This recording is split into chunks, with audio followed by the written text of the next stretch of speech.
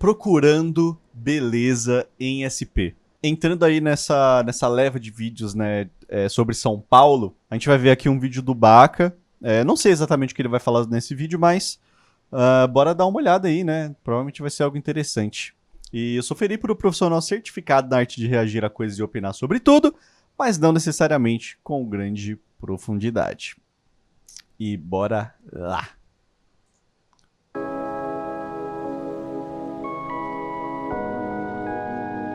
E os vídeos do Baca são muito bonitos, cara. Ave Maria.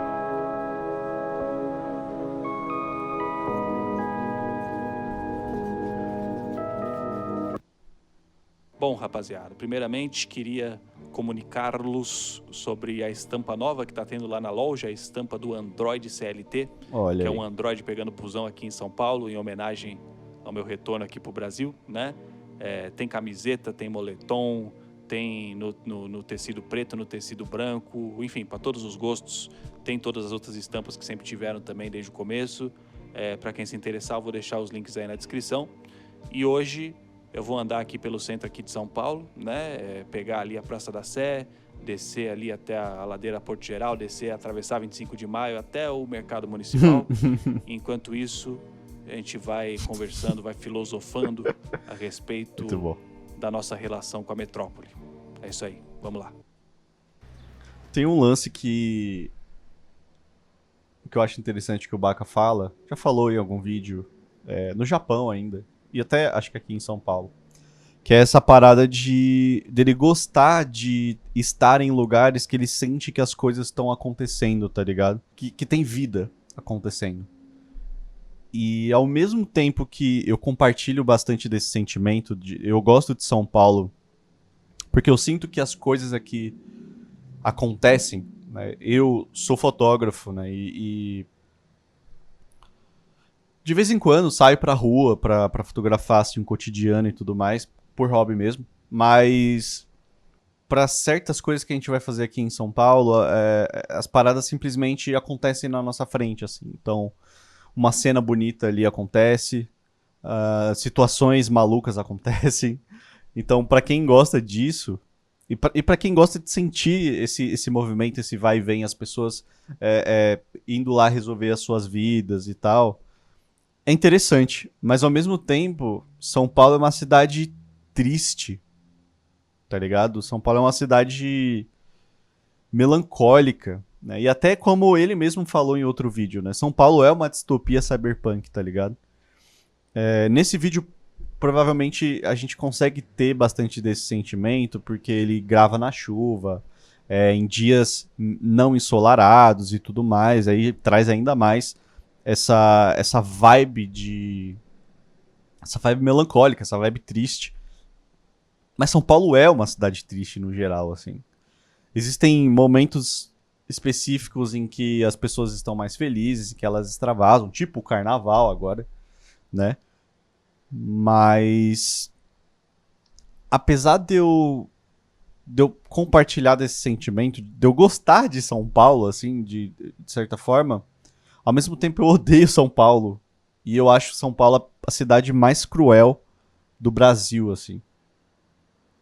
Não sei se você aí que mora aqui compartilha desse sentimento, se você entendeu mais ou menos o que eu quero dizer, mas é muito louco isso, né? Esse sentimento de você gostar de um lugar porque você nasceu nele e passou sua vida inteira nele, mas você sabe de todos os problemas, de todas as contradições, né?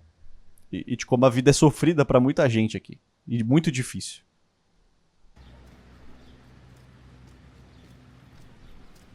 Bom, como vocês sabem, né? Quem me conhece sabe que eu sempre tive um gosto muito grande pela cidade grande, né? Desde pequeno eu sempre gostei muito dos prédios altos, da multidão na rua, das luzes, né? Provavelmente por conta dos desenhos, dos filmes que eu consumia quando era criança. Eu cresci assistindo Matrix. Eu adorava aquela cena dos caras lutando no meio dos prédios, tá ligado? Eu sempre achei muito louco isso. E também por eu ter nascido, crescido, passado a vida toda aqui em São Paulo, né? Então a metrópole sempre me soou muito familiar nesse sentido, tá ligado? Mas o meu gosto pela cidade, ele não é só estético, né? Eu já falei sobre isso algumas vezes aqui no canal, que eu sempre senti meio que uma necessidade mesmo, assim, de estar aonde o mundo acontece, tá ligado? De sentir que eu estou no centro do mundo, de sentir que eu estou no coração da civilização, né? E é até um pouco contraditório isso vindo de mim, porque eu sempre tive muita dificuldade de socialização, né? Mas ainda assim, eu sempre gostei muito da multidão. A multidão nunca me incomodou, tá ligado? Eu sempre gostei de estar no meio da multidão, apesar de ter dificuldade de interagir com ela, tá ligado? Então, eu sempre acabei gostando de estar por perto, né? Espreitando por perto da multidão. E esse também foi, né? Sem sombra de dúvida, foi um dos motivos de eu ter ido parar em Tóquio. Eu sempre falei que a minha brisa nunca foi tanto com o Japão especificamente, mas sim com cidades grandes, né? E Tóquio ainda é uma das maiores metrópoles do mundo. Eu sempre tive no meu imaginário aquela cena do cruzamento de Shibuya, né? Aquele monte de japonês atravessando a rua. Eu sempre achei isso muito louco, né? E esse também é o mesmo motivo pelo qual eu também fui para Hong Kong, fui para Macau, tinha vontade de ir para Chongqing, tinha vontade de ir para um monte de cidade lá na China, lá na Ásia no geral, né? Espero um dia ainda conseguir ir, quem sabe. Mas até por isso também, quando eu estava desenvolvendo a ideia aqui do canal, lá no começo, né? Eu pensei nesse formato, né? De fazer os vídeos caminhando em primeira pessoa, mostrando a cidade.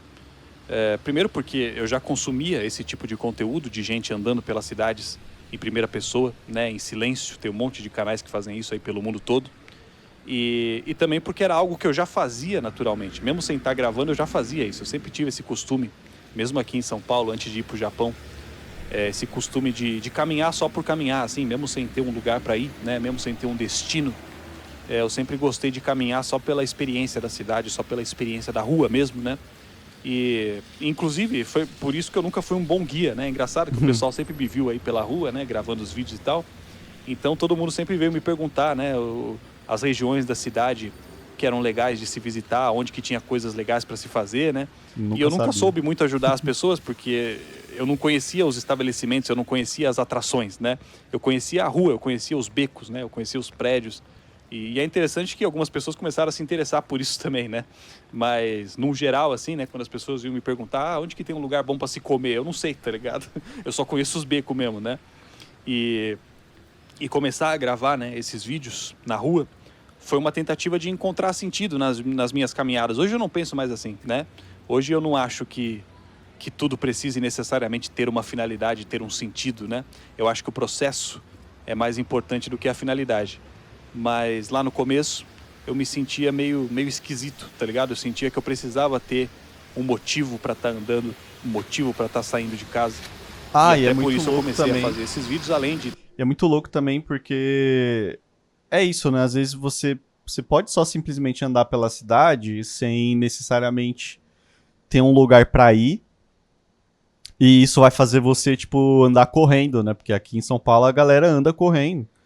E até no meu antigo emprego, assim, eu fazia isso, tipo, quando eu estava na rua, eu estava correndo.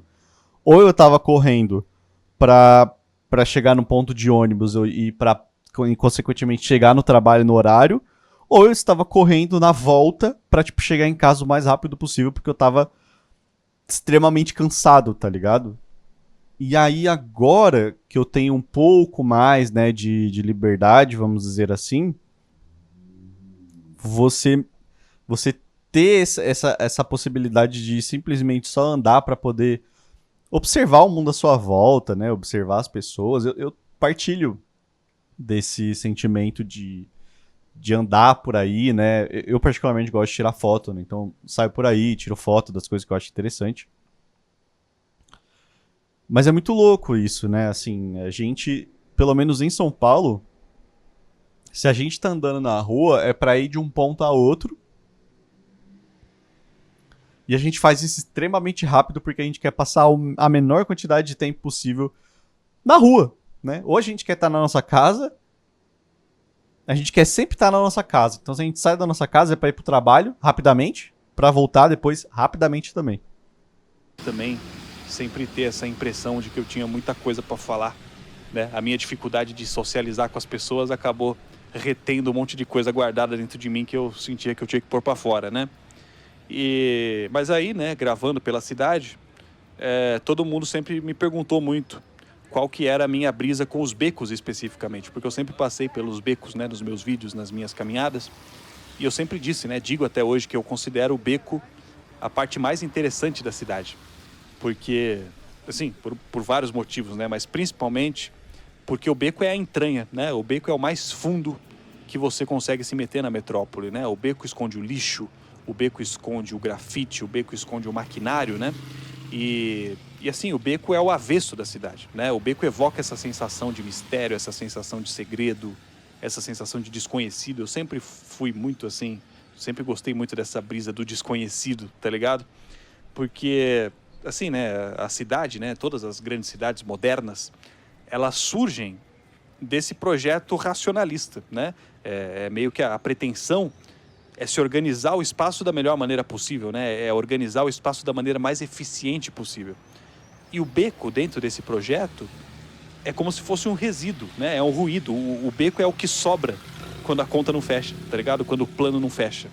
O beco não é planejado, geralmente, né? E de certa forma, eu considero isso uma demonstração de como a racionalidade depende de um pouco de irracionalidade, né? Ou em termos da psicanálise, como o consciente depende do inconsciente. O beco é o inconsciente da metrópole, né? Ele acontece sem querer. Ele simplesmente acontece no meio dos prédios, né? É um não lugar. O beco é um espaço negativo nesse sentido, né? Em termos de design, de arquitetura. E eu não acho que isso seja uma característica só do ser humano ou só da cidade, não. Eu acho que isso é uma característica da natureza, né? A incompletude é uma característica da natureza. Todo sistema, por mais consistente que seja, né? Ele sempre carrega um nível de incompletude dentro dele, um nível de resíduo dentro dele, tá ligado? Sempre sobra algum pedacinho. Os teoremas da incompletude do Gödel, né? Eles demonstram isso matematicamente falando, né? A mecânica quântica também tem algumas interpretações que também demonstram isso. É impossível provar a consistência de um sistema de dentro do próprio sistema, usando só os axiomas do próprio sistema, tá ligado? E nas metrópoles, né? O beco simboliza essa incompletude da natureza. A metrópole... O beco, ele é a parada que ninguém quer que você veja, né? Vamos dizer assim. Ele é esse lado, como o Baca disse, né? Ele é esse lado escondido da cidade, né? Ele é esse submundo, tá ligado? É essa parada suja, essa parada que ninguém quer ver, né? É feio, né? Ninguém quer saber que você... Ninguém quer que você saiba que exista aquilo, tá ligado? Principalmente numa metrópole, né? Geralmente os becos escondem não só o lixo, mas entradas escondidas, visuais malucos, né? Que ele falou do grafite. Isso, principalmente assim, para quem gosta de explorar a cidade, explorar o lugar que você vive, acaba sendo uma experiência muito rica, né? Assim, é perigoso, pode ser perigoso, né? Becos em São Paulo. Mas pode ser uma experiência muito rica, porque justamente acontecem várias coisas ali que são coisas que ninguém quer que você veja, né? Ele não escapa da natureza, né?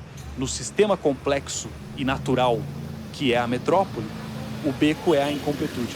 Isso é uma brisa do caralho, né? É uma brisa do caralho, principalmente porque faz sentido, tá ligado? Faz sentido. A gente planeja a cidade de forma racional. E ainda assim surgem esses espaços irracionais espontaneamente, tá ligado? A irracionalidade brota da racionalidade e vice-versa, né? Isso muito às vezes pela preguiça também dos arquitetos de, tipo assim, como que a gente preenche aquele espaço ali, Marquinhos? Ah, sei lá, mano, faz um beco aí nessa porra e já era, tá ligado? Às vezes não é nem algo assim planejado, é uma parada que simplesmente é irresponsabilidade ou algum cálculo mesmo na construção, né, nesse design da cidade, né? Ele acaba sendo uma bizarrice, né? Não é nem uma incompletude também, como ele tá falando, mas acaba sendo um fenômeno bizarro na montagem, né, entre muitas aspas, da cidade. Uma brisa do caralho. Outra coisa que eu também sempre gostei nos becos é o silêncio, né? A falta de movimento, né? É como se fosse, eu sempre falei isso, né? Que o beco é como se fosse um oásis no meio do deserto. A Ninguém laje quer também. passar. A laje também é meio que isso. Para mim, principalmente, que acabo sendo mais um observador do que um participante, o beco e a laje são os melhores lugares da cidade, porque você está ali, né, do lado da multidão, do lado do caos, mas você consegue parar e observar com tranquilidade, né? Você consegue ter um momento de contemplação no meio do caos, sem ter que interagir diretamente com o caos, né? E isso evoca muito a noção do Flanner, né, do Walter Benjamin. Desde o começo aqui do canal eu vejo gente comentando sobre isso nos meus vídeos. No começo eu não sabia nem o que era, e depois eu acabei lendo sem querer sobre isso aí, né? Que lá no começo do século XX, o Walter Benjamin ele escrevia sobre as grandes metrópoles que estavam começando a surgir, né, com o desenvolvimento do capitalismo, principalmente Paris, né? Ele escrevia muito sobre Paris. E aí ele comenta sobre esse personagem literário, né? É um personagem literário da metrópole que ele chama de Flanner, que na tradução direta do francês seria algo mais ou menos como andarilho, vagabundo, vadio, né? É um observador, tá ligado? É aquele cara que está só observando. E o Flanner, ele é uma figura que não poderia existir antes do desenvolvimento das metrópoles modernas, né? Ele é um arquétipo da modernidade. Cara, pra mim uma coisa muito louca nesses prédios do centro é o tanto de detalhe de coisas assim inusitadas que a gente pode achar dentro de cada um desses prédios aqui, que eles pertencem a uma época totalmente diferente da nossa vida aqui em São Paulo, tá ligado? E a maior parte desses prédios acaba sendo, tipo assim, comercial. Talvez tenham sempre sido comerciais, mas eu tenho muita vontade de entrar em todos esses prédios, assim, pra conhecer e ver o interior mesmo desses lugares, né? Que eles escondem muitas coisas também. Ao mesmo tempo que a gente tem toda essa parada em volta que dá pra explorar, esses prédios antigos, né, escondem vários segredos, assim, de arquitetura e que nem todo mundo tem acesso, né, mano? Eu queria poder entrar nesses prédios aí, velho. E ele é esse cara que só vaga sem destino, né? É esse cara que conhece as ruas, é esse cara que observa a sociedade, é um espectador da cidade, né? O Flanner é um espectador da cidade. Então, ao mesmo tempo em que ele está no meio da coisa, ele não participa diretamente dela, né? E até por não participar, ele reflete sobre aquilo que ele vê, né? Sobre a cidade, sobre a arquitetura, sobre a economia, sobre as relações humanas, né? Nesse meio urbano.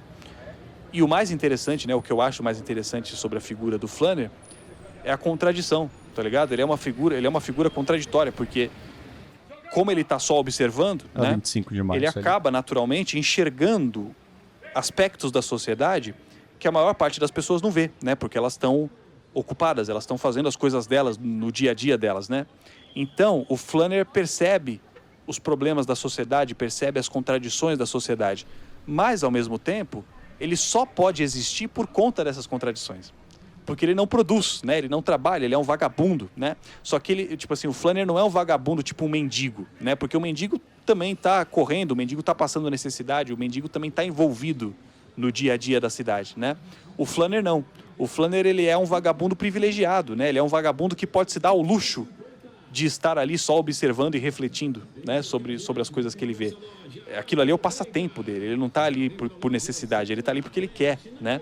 Então, o ócio do Flanner depende de condições específicas, né? Condições sociais específicas, e portanto as reflexões dele dependem disso também, né? Então, ao mesmo tempo em que o Flanner revela essa possibilidade de crítica pela observação, ele também revela o limite dessa crítica, tá ligado? O Flanner não pode querer mudar o mundo, porque se ele mudar o mundo, ele desaparece, tá ligado? Ele é fruto da contradição, ele é fruto desse momento específico da história e de condições específicas dentro desse período, de privilégios específicos dentro desse período, né?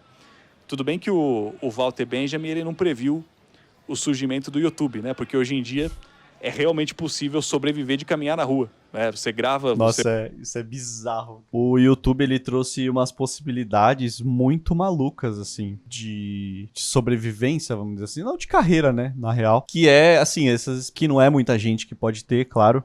O Baca é uma exceção, né? Conseguiu, eu acho que por muito mérito, ser uma dessas pessoas que conseguem ganhar dinheiro andando na rua e falando um monte de coisa. Mas tem, tipo, os caras que fazem react. Tem, sei lá, mano, uns caras que falam de vape, eu já vi no YouTube, que fala de carro, que fala de computador, que fala de qualquer coisa e simplesmente eles conseguem transformar isso numa profissão. Eu acho muito da hora, tá ligado? Essas possibilidades. Posta na internet e depois você ganha dinheiro com isso. Então você não precisa ter uma renda externa para poder ser um andarilho. Você pode ser um andarilho profissional hoje em dia, né? Sobreviver de andar na rua. Que são todos os vloggers, né? Principalmente quem faz esses conteúdos de viagem, tá de certa forma atuando como um flanner contemporâneo, né? Você tá indo para uma outra cultura, uma cultura diferente, tá vagando no meio de uma multidão da qual não pertence e tá refletindo sobre a experiência, né? Então, o flanner é alguém que está vendo de fora, né? Como se a cidade fosse um laboratório, como se fosse um experimento. O flanner, ele é esse sociólogo amador, esse cientista amador, vagabundo da metrópole, né? E a figura do flanner também está muito associada a essa questão da indiferença, essa questão da frieza, né? Que geralmente está relacionada à vida na cidade grande. Eu mesmo aqui nos meus vídeos, né? Tem gente que mora no interior, que assiste, né, os meus vídeos, e que comenta que nunca se acostuma com essa coisa de ver eu passando por um monte de gente na rua e ninguém dá um bom dia, ninguém se cumprimenta, né? Não teria nem cabimento numa cidade com milhões de pessoas, se a gente fosse cumprimentar todo mundo, a gente ia passar a vida dando bom dia, né? Mas, de fato, tá ligado? De fato, a metrópole esfria as relações humanas, né? A metrópole cria um novo tipo de solidão, que é o anonimato. Vocês já pararam pra pensar nisso? Que antes da metrópole... Tem um lance de que as pessoas... É o que eu falei agora, né? Tipo... As pessoas em São Paulo, geralmente elas estão na rua indo de um ponto pra outro. Elas não querem, tipo assim, nesse meio tempo, se preocupar com qualquer outra coisa. Então, se eu tô na rua, se eu sair na rua pra ir, sei lá, no shopping, eu quero chegar no shopping, foda-se tudo.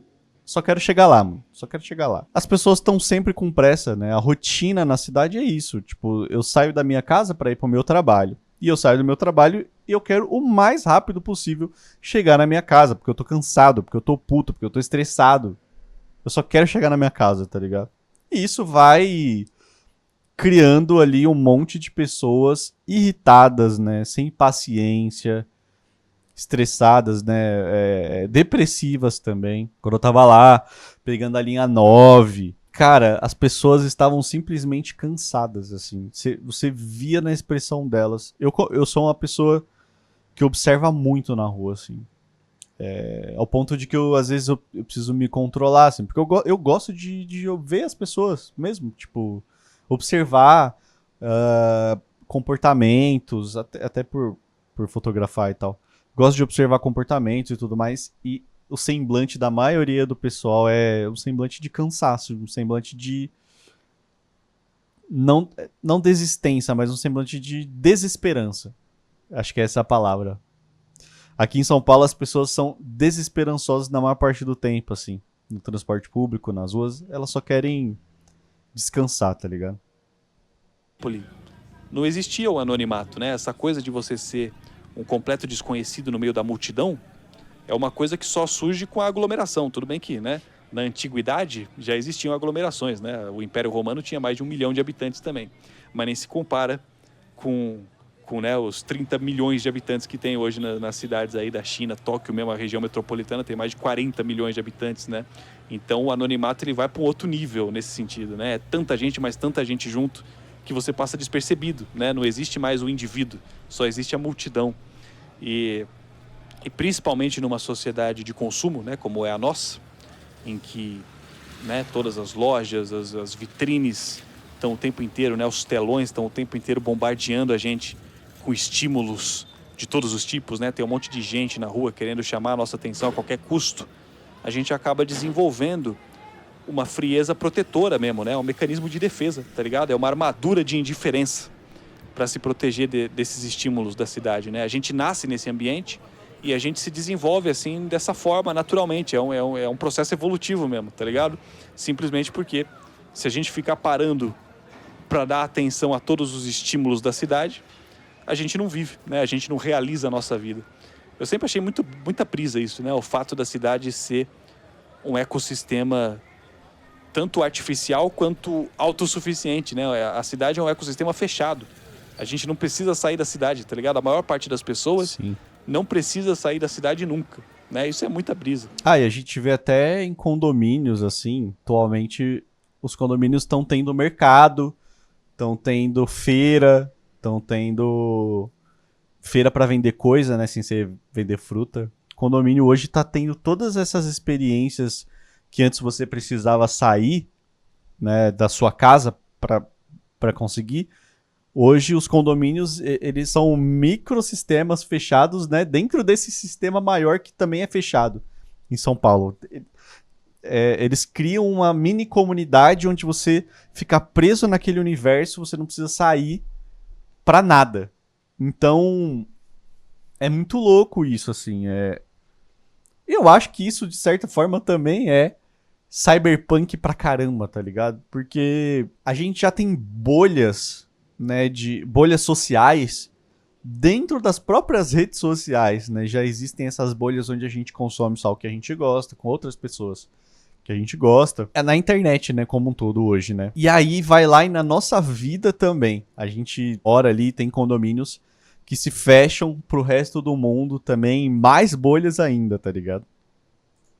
Quando você olha pela janela, né, supondo que você more numa cidade grande, cada coisinha que você enxerga da sua janela foi colocada ali deliberadamente por alguém por algum motivo, né? Nada é natural, nada é aleatório, só o beco, né? O beco, na maior parte das vezes, acontece ao acaso. O beco não é planejado, né? Que nem a gente falou.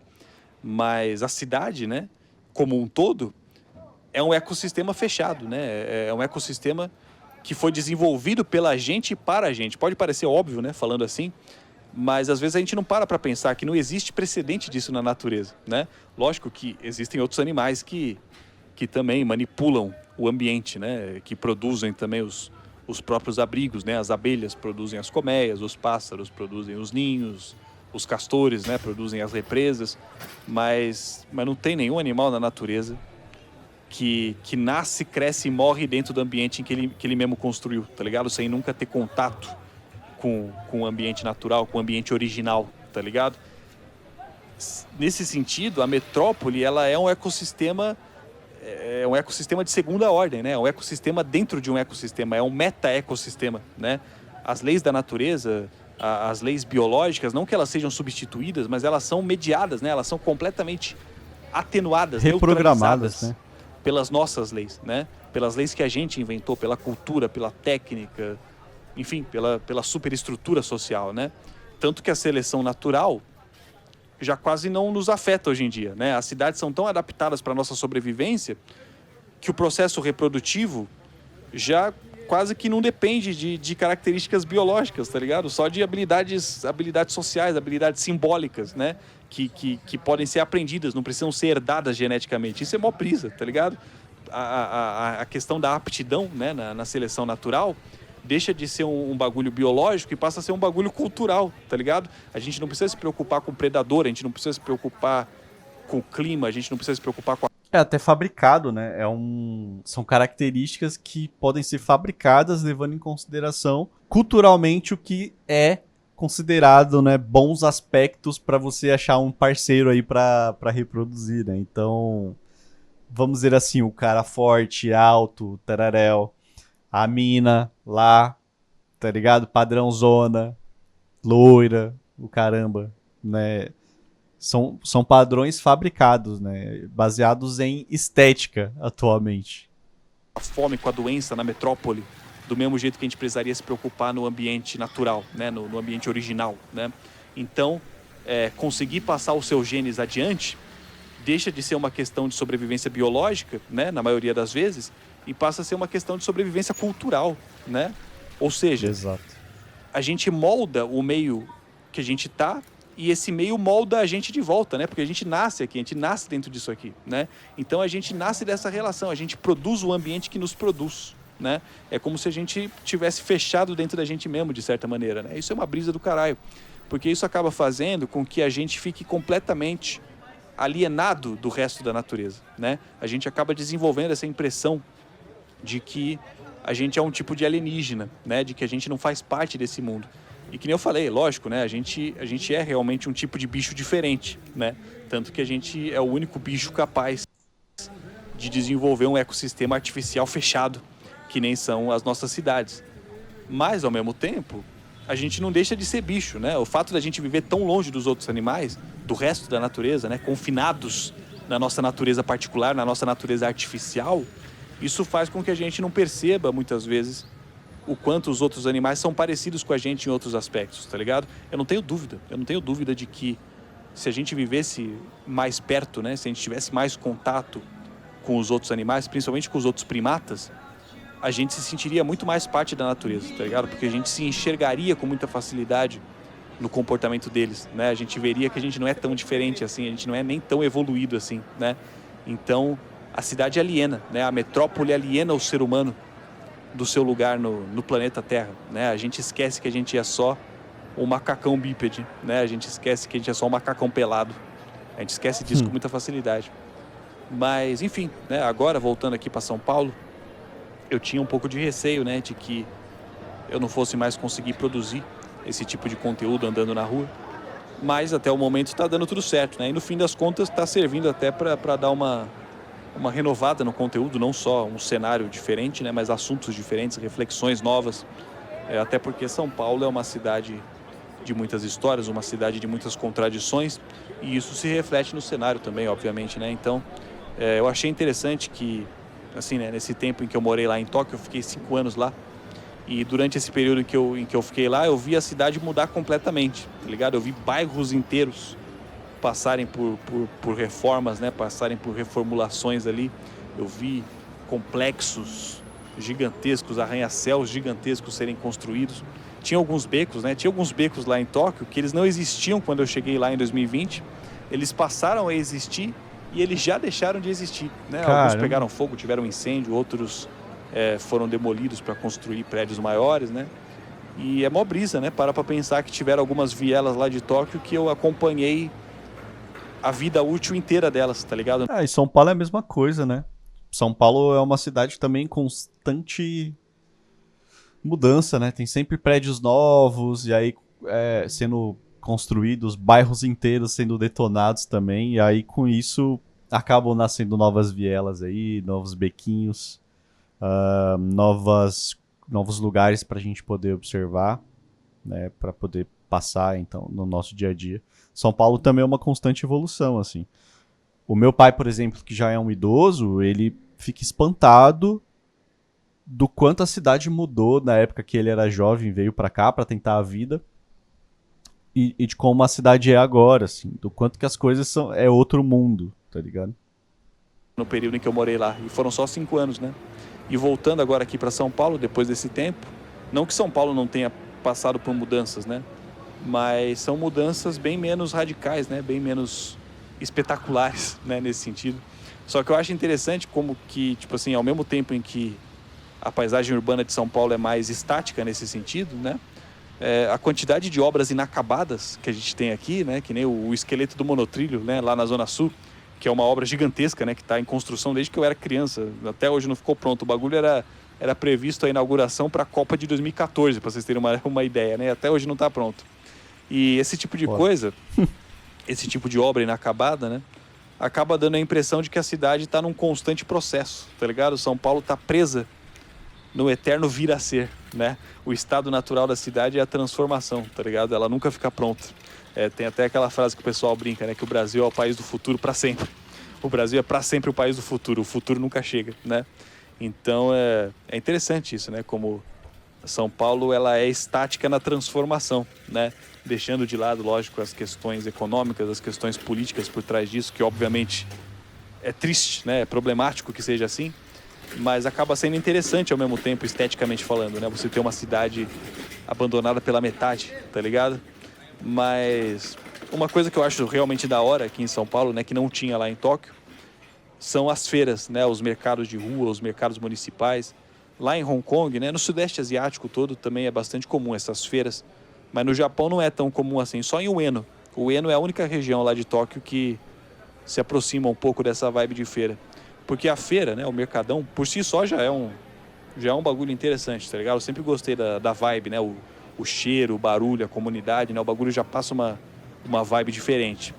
Mas eu acho interessante o contraste, né? entre a feira e as lojas de luxo, né? Entre a feira e o shopping, tá ligado? Porque o shopping, ele é o grande símbolo comercial da metrópole, né? A representação máxima do consumismo nas grandes cidades. Isso vem mudando, né? O shopping vem perdendo espaço para a internet. Hoje em dia a gente só compra tudo pela internet, né? Mas dentro do contexto físico da cidade, né, especificamente, o shopping ainda é o espaço físico de maior consumo, tá ligado? E o shopping, geralmente, eles nem têm janela, né? Pra você não perceber o dia passando, pra você esquecer do tempo enquanto você tá lá dentro. Faz sentido. E eu acho engraçado como isso é o completo oposto da feira, né? Porque a feira só acontece em horários específicos, em dias específicos, em ruas específicas, né? Eu acho interessante esse contraste, essas experiências tão diferentes. E as duas são tão populares quanto, né? Dentro do espaço urbano. Mas é isso, né? Principalmente em cidades tão desiguais como é São Paulo, esse tipo de contraste, esse tipo de choque acontece em todo lugar, né? Acontece em cada esquina. A gente falou um pouco sobre isso naquele vídeo do Cyberpunk, né? Sobre como São Paulo é uma cidade fragmentada, né? Como se formam cidades dentro de cidades. Se a cidade já é um ecossistema de segunda ordem, a favela, por exemplo, é um ecossistema de terceira ordem, né? O condomínio de luxo é um ecossistema de terceira ordem, é um ecossistema dentro de um ecossistema, dentro de um ecossistema. É isso. Né? Então você imagina o grau de alienação em que a gente vive, tá ligado? O quanto a gente vai se distanciando da base natural, né? E vai vivendo cada vez mais no mundo de signos, no mundo de símbolos. A gente vai se afundando, a gente vai se afogando nesse mundo de linguagem. Olha os biquinhos que ele tanto até gosta. O ponto em que a gente nem tem mais contato com o mundo real, né? Cada microcomunidade tem a sua cultura, cada microcomunidade tem o seu dialeto, tem o seu padrão de beleza, tem o seu código moral, né? E apesar da gente estar tão próximo, geograficamente falando, a gente é quase um estrangeiro um para o outro, né? De tão diferente que a gente é. Mas eu gosto muito daqui de São Paulo, tá ligado? É a minha cidade. E eu espero conseguir dar um toque mais cinematográfico, um toque mais filosófico para ela. Ainda que não seja aquela beleza mainstream de Tóquio, eu espero que, assim como eu, vocês consigam enxergar a beleza na sujeira, beleza na contradição, beleza no feio daqui de São Paulo. Porque é aquilo que eu falei, né? As grandes histórias acontecem em lugares assim, tá ligado? Os animes, eles precisam ficar destruindo o Japão todo dia para render conteúdo, né? A gente aqui no Brasil, aqui em São Paulo, a gente está dentro da história, né? A gente está no olho do furacão. Então, o melhor que a gente pode fazer nesse caso é tentar enxergar a beleza nisso, tá ligado? Enfim, exatamente. É isso aí. Espero que vocês tenham gostado do texto Muito da caminhada. foda. Espero conseguir trazer vídeos com mais frequência aqui para vocês. E é isso. Beijos e até a próxima. Tchau. Pô, rapaziada, muito bom, muito, muito bom. Olha esse bacon aí. Muito foda. Espero que vocês tenham gostado também das reflexões que eu tive aqui, né, que eu tentei ter, né, mas sem grandes profundidades, como vocês já sabem. Dá um joinha aqui nesse vídeo, se inscreve no canal pra gente bater a meta aí de 500 inscritos, depois 1000 inscritos, e até o próximo.